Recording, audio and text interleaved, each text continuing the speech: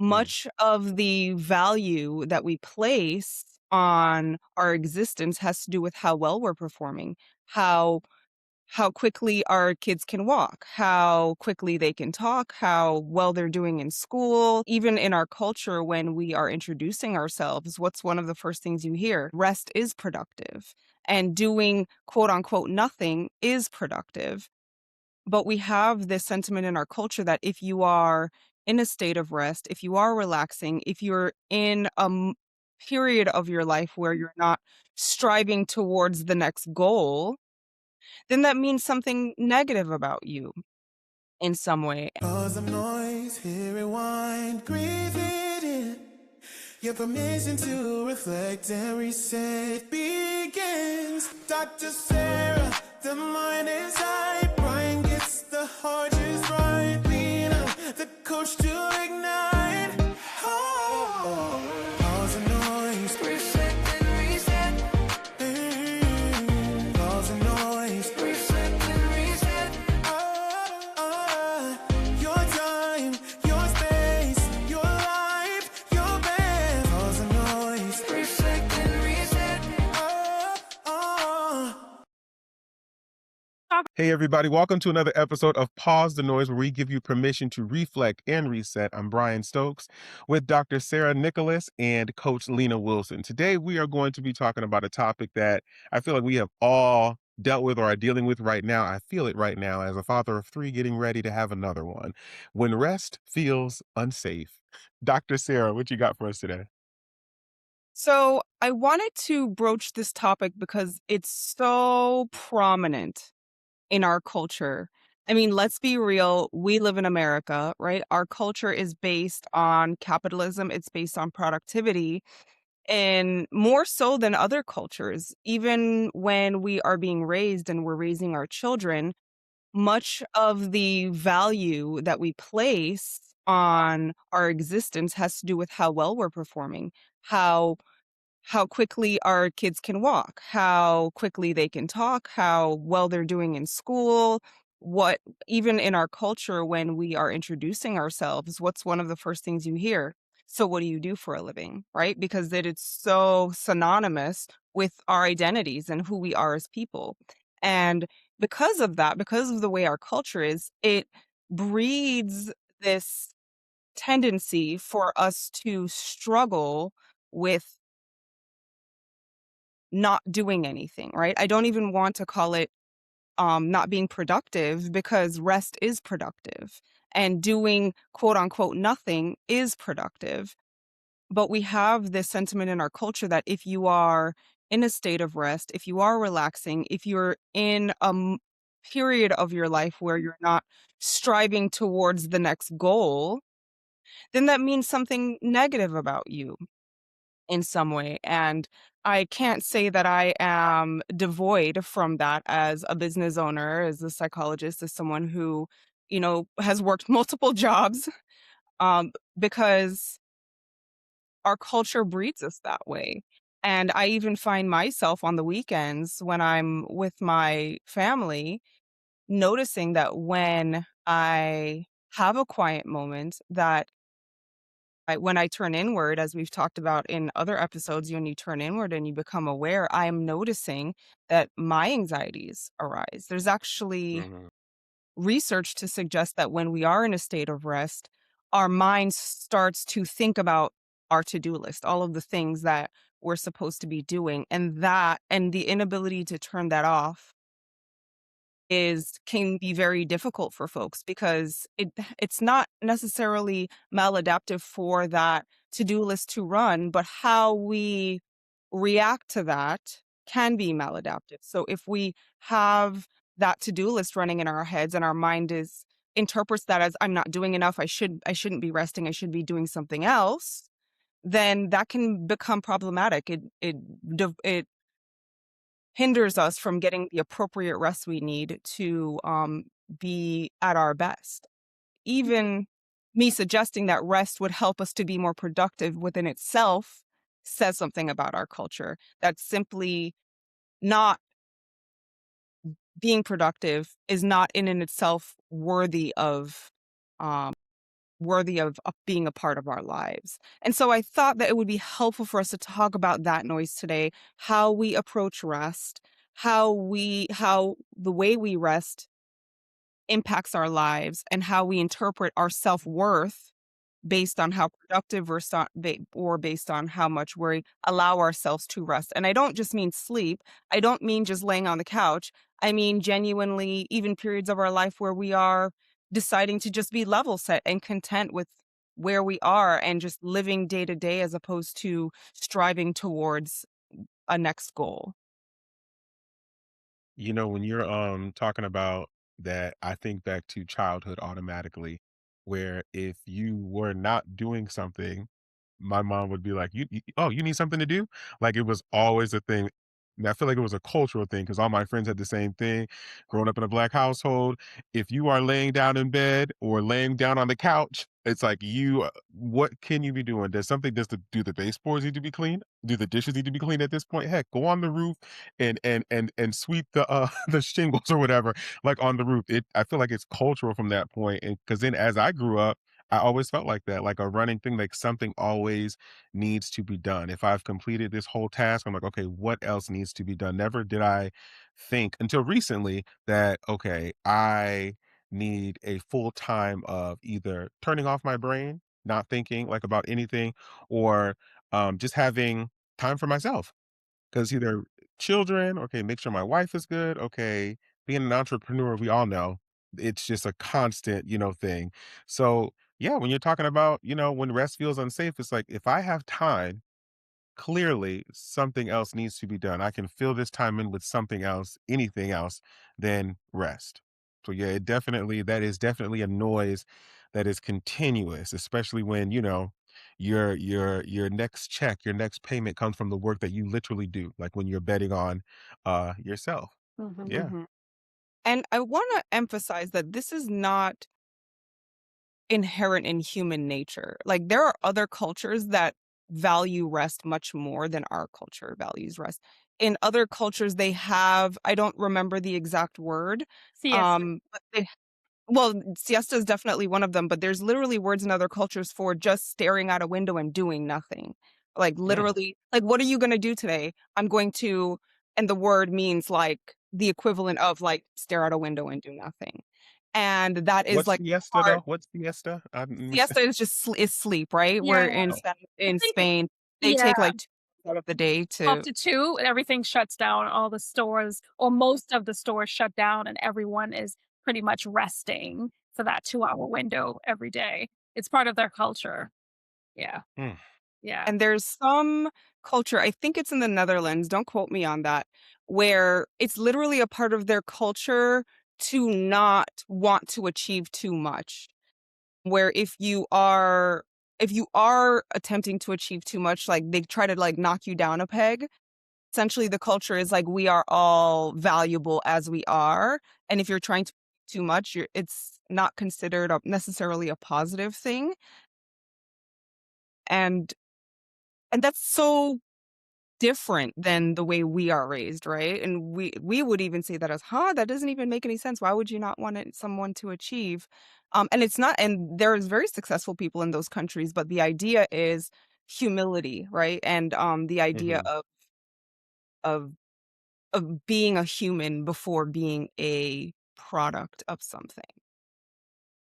Yeah, so many thoughts come to mind for me about this topic. Number one, growing up in Trinidad and Tobago, the pace of life in itself is very much slower, and so you kind of grow up just understanding that life doesn't always have to be fast paced, right? So that's one significant difference I would say from a cultural perspective. Now, with that said, I also grew up in a home where my parents were highly successful from a professional standpoint, and they did not model anywhere near what rest should look like. They both worked extremely hard, and my dad felt that education was really the way to wealth based on kind of the poverty that he was raised in. And so, growing up, kind of looking at that, I understood that if you want to be successful in life, then you really don't rest a lot. So that's kind of what they inherently taught me. And when I was, in corporate, I was always a workaholic, and there were multiple reasons for that. But for me, resting always brought this sense of guilt that I should be Mm, doing something. So that guilty feeling, like there has to be something that I should be doing in this moment. And then the second piece was, if you are resting somewhere along the line, I got this notion that that means I'm being lazy in that moment, and lazy is a negative connotation. mhm, And mhm, so, for me, it's like, although I grew up in a culture where it's a lot less fast paced than the States, my what I saw my parents do is exactly what I followed. And so I will say, now that I've moved out of the corporate space full time into entrepreneurship, I find myself having time that I didn't have before. And some days I'm like, wait, something is terribly wrong. Like, I should not be resting this much. It doesn't mm. feel natural, which is, it's healthy, but it feels unhealthy, right? And I think that's just an indication of society teaching us that we need to be on the grind all the time, when in fact it's really the opposite. Like, our society is designed to be counterproductive to us being at our highest level of emotional and physical, you know, well-being. And I am teaching myself at in my 50s how to rest, right? Like, Mhm. I am literally, like, sometimes I sit and I'm resting and I'm like, how do I get my mind to also rest? Because I am physically sitting here, but my mind is everywhere else but in the present moment. And just learning what being fully present is all about is helping with that, but it is definitely not something that comes naturally for me.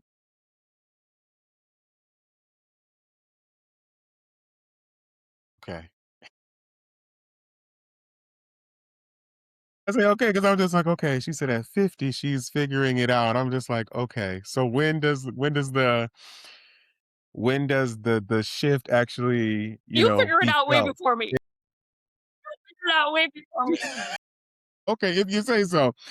Because I think about, the times that, you take time off of work and you go on vacation, and it's hard for me to turn off my mind. However, that it in that resting period, it feels good. Coming back, I always feel like I need another day off before I actually go back to work. But then when I'm back at work, I feel like I have like a renewed mind, like new ideas, like to Mhm. complete. But with that, at the same time, like you get back into the flow of things, a month or two after vacation, because I just took a vacation. It's like, okay, I'm back into the same place again, where it's just like, oh, sometimes in my mind, I'm trying to figure out how can I have pockets of rest that, keep the beat, keep it flowing. So maybe it's not like a full vacation of some sort, but more than the self-care of a massage or an hour to myself or something like that. I wonder what other pockets in life can I have that it's like a constant thing to look forward to, whether it's pertaining to rest or something fun with the family, because rest looks different. But what can we do, or what can we say to, just that it's like it's a part of the schedule, so that we're not into this burnout feeling, or this overwhelming, doing a whole bunch of things but getting nothing done, and then but I feel burnt out, so I know I must be doing something. Mhm. Mhm. Yeah, no, I think you make an excellent point. Like, we don't rest until we feel like we're burnt out, unfortunately, and so we're not. We're always reactive as it relates to rest versus being proactive. And to answer like a question that you asked, like and I think a lot of us do this. Like, I don't take clients on Fridays, like I unless I absolutely have to, because there is a different level of mental, fortitude that you have to have when you have back to back clients on any given day or whatever the case might be. So that's my way of somewhat bringing the pace down. I think we have to also, like, for me, I've learned, and this is hard because I love serving others, my husband, my daughter, like, I am just a servant. And you have to be unapologetic about taking time for yourself and being okay with that. Because the Mhm. healthier you are, the better you're able to serve your family, your spouse, your clients. And for me, like, I remember, I think it was last year, like, I just went on a hotel, like, one day. I went to a hotel, Hmm. checked myself in by myself. It felt weird because it felt like I needed my husband and I do all our travel together. But it was just time for me to exhale alone with my thoughts and just like, and that looks different for everybody, but you have to figure out what's the thing that I can do by myself that I enjoy that allows me to just have a moment to exhale and not feel guilty about it. That's the key. Not feel guilty that you're not with your children, you're not with your spouse, but I'm doing this so that when I show up in those spaces again, I am my best self. Yeah. Mm, I think the main takeaway here is that it has to be a practice, right? Not something that's okay. a one-off, because truly, if you don't do it often, you're gonna feel guilty about it when you do it, right? Because it's so baked into our core beliefs about who we should be as humans and who we should be as productive members of society, as we call it.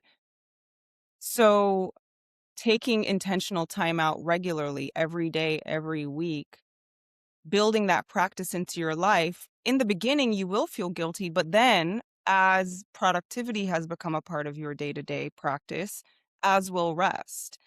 Because what you're similar to what you're saying, Lena, you initially, when you came out of corporate America, I'm sure the guilt was highest when you first came out and you had more time, right? And as you've developed a lifestyle around slightly more rest in your life, I'm sure that guilt has shifted. Even if it still lives, it shifts. And so I think intentionally putting that practice and having your thing, your time for silence, your time for doing something you enjoy, just you, um, is a way that we can start building that into our lives regularly. And knowing that you will feel that guilt at first, you will, those anxiety feelings will pop up in the beginning, but it's like an exposure exercise. The more you're exposed to rest, the less you'll feel anxious when you're in it. How from day to day? Like, is it like literally, let's put it in our schedule and we're knocking and we're just, okay, this is the hour that I'm doing it and we're just, okay, okay. Absolutely. So a way yeah, a way that I've incorporated that into my life is I was, stressed every day about not having enough time for myself. And I was telling my husband about it. And he was saying, you're in a very busy part of your life. And a lot of times at night, we're spending,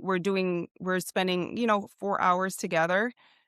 If you want some time to yourself, why don't you go to bed a little bit early and wake up early? And like the morning is yours to do with whatever you want, and set intentional time to hang out, meditate, do the things that you love to do.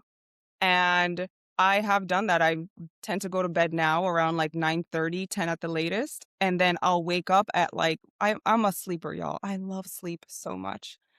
And so I would wake up at like 8:30, 9 o'clock usually, and it's like, boom, shut into the I know people, like parents are like, how on earth? I also have a son that's a sleeper. I was blessed with a son that's Oh, a sleeper, so will sleep until 8:30 if I let him. And so I will wake up around 5 now, and I'll have like 3 hours to myself, and I was like, "Oh my gosh, look at all this time."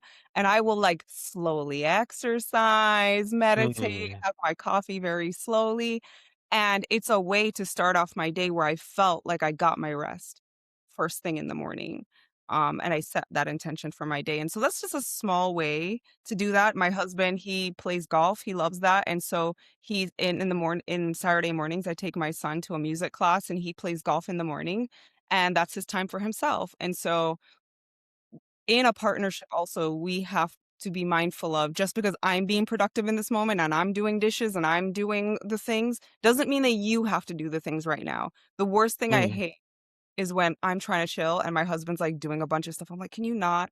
Because I feel really guilty for sitting on this couch right now. And he says, why do you feel guilty? You did a bunch of stuff yesterday. mm. Yeah, that's so real. That's definitely real. Yeah.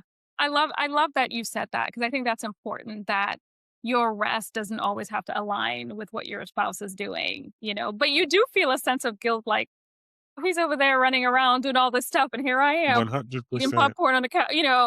Mhm. So I think that's good. And I love what you said about just it has to be a practice, which is kind of why we're having this conversation today. It's something that we're trying to build. Brian, you were saying, how do you do it? Well, yeah, you almost have to put yourself on your calendar. That's what I did a lot when really started to recognize that I need to do a better job. So I would block time on my calendar for me.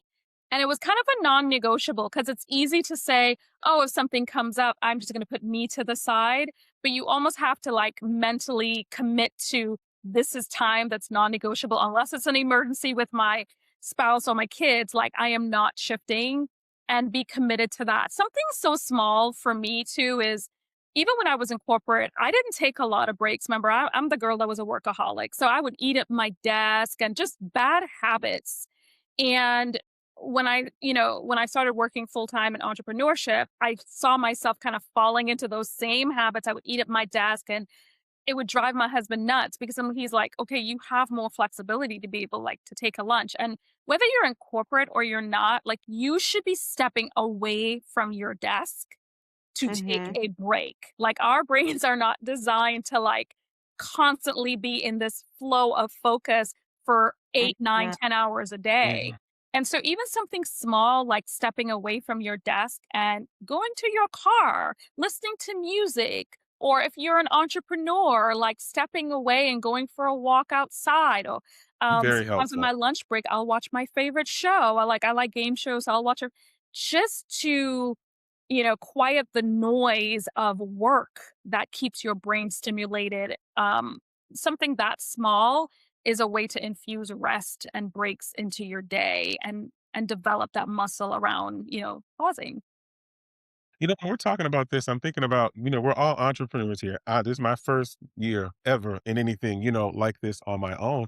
And for what can we say to other entrepreneurs that are starting out and it feels like, because this is me. Um, Sometimes I feel like I'll take breaks in the middle of the day, but it's like I have no cutoff time at night. So if something pops up and it's like I say, oh, I don't work after 6, and I'm like, okay, they're saying they're coming at 7. Okay, let me get this 175. This is gonna be 50 minutes. And then like you keep doing that over and over and over again. You're just like, okay, I feel like I have no time. It's like, okay, I worked past 6 this time. It was 7. Okay, now my notes in my groups and all that are on the weekend. So okay, I had Saturday off and then now Sunday. Okay, and now I'm working Sunday, making up for the week because I filled up that time and then we're back Monday. But I got the money. I'm an entrepreneur. I got the money. But Mhm. you keep doing that. So is there a cutoff time sometimes? And also, can we talk about showing grace as well in that entrepreneurship because it's scary, like you're trying to take care of yourself and or your family. You're trying to grow your business, at the same time, but at the same time you're trying to take care of yourself. So it sounds good, rest, and it is healthy, but can we kind of like just dive into the messiness of it for lack of better words? Yeah. Um, Absolutely. I mean, I feel like I could sit here and tell you and other entrepreneurs, like, you have to put boundaries around everything. But like when that money, when you are in that place and you feel a sense of obligation to your family, it can be really hard, right? It can be really hard to not take that next thing. Uh, for me personally, the reason why I take the mornings is because I know that the day is going to hit and that I'm going to have all of these obligations, kind of random obligations pop up throughout the day. And so I take a time where I kind of know the likelihood everybody's asleep, nobody knows I exist right now.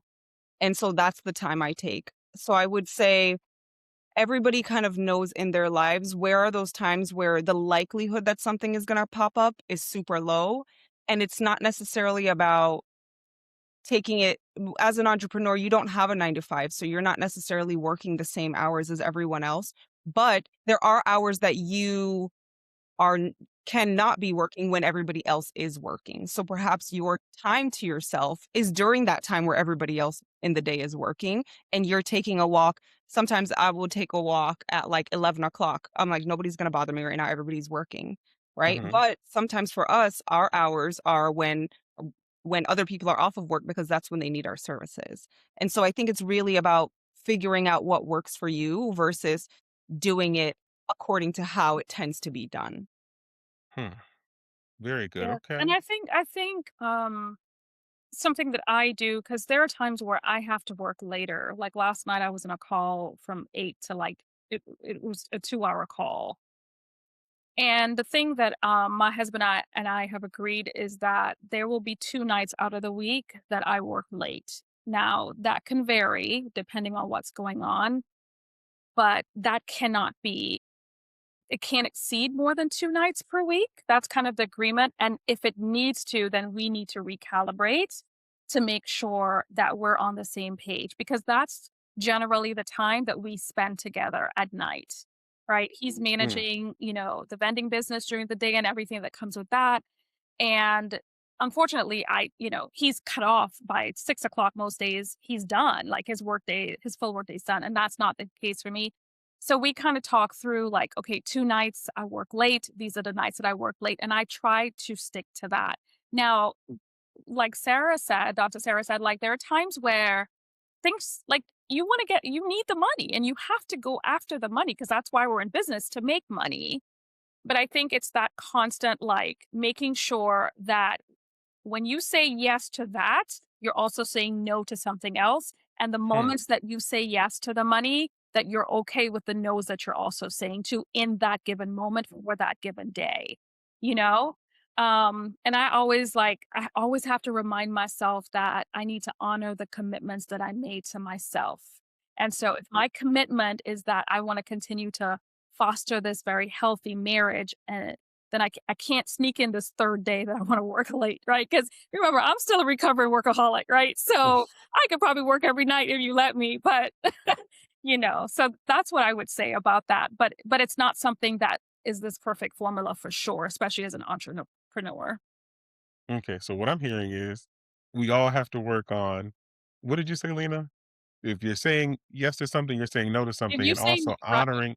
yeah, honor the commitments you make to yourself, but remember, if you say yes to work, you're saying no to your kids at the moment, your husband at the moment, and be okay with those no's. And if you're not okay with the no's in that moment, then you really need to pause and say, do I really need to say yes to this work assignment right now?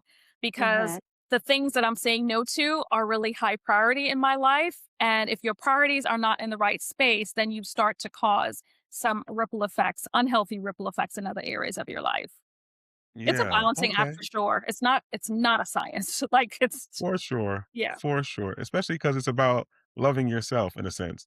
And oftentimes people don't put themselves first. It's like I can sacrifice myself for the greater good.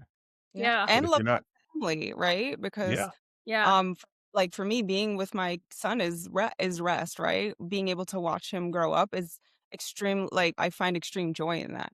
And so, there are other priorities outside of being productive at an occupation, right? And even if it is a large part of our identities, allowing it to consume our identities and feeling guilty if we're not putting our time and our full time and energy into that, um, is work, right? It's work. And it requires intention. I think that's the main takeaway. Yeah. I'm not underestimating like Dr. Sarah sleeps a lot. That is incredible. I'm so jealous. Um, but it is so like we underestimate how important sleep is. And so many entrepreneurs, Brian, you were saying what advice we can give to entrepreneurs. I would say like go to bed earlier and get more sleep. Like that is like so many entrepreneurs are so sleep deprived. It is not even funny. And we Hmm. live in a grind culture and all this and but sleep if you don't get enough, will affect so many other areas of your life, plus physically, like, you need to just go to bed earlier. And some people, like, need more sleep than others. For me, I I'm just the type of person, like, I genuinely just require a lot of sleep, and I my mental health really takes a turn for the worst if I don't get it, and so I would rather sleep than watch a movie, than do a hobby, than exercise, Mm. most things, because if I'm going to rest, like, I'm gonna pick the rest that really is gonna give me my highest ROI. And so, like, that's why I invest in that so much because I just know I'm a cranky girl if I don't get my sleep. And Same, and there's no same, same for me. Yeah, same for me. I need sleep, so Learn how to say no. Put yourself first sometime. Get some rest. Stay committed to yourself. Stay committed to yourself and stay committed to yourself. All right, y'all. That was great today. I thank you all for tuning into. Oh my gosh, Lord have mercy. That's going to be edited out. I thank you all. Then, A little bit of leave breakfast. I have braces. Maybe I'll keep it. Thank you for tuning into another episode of Pause the Noise, where we give you permission to reflect and reset. I am Brian Stokes. Thank you, Dr. Saarah Nicolas and Coach Lena Wilson. Until next time, you all have a great week.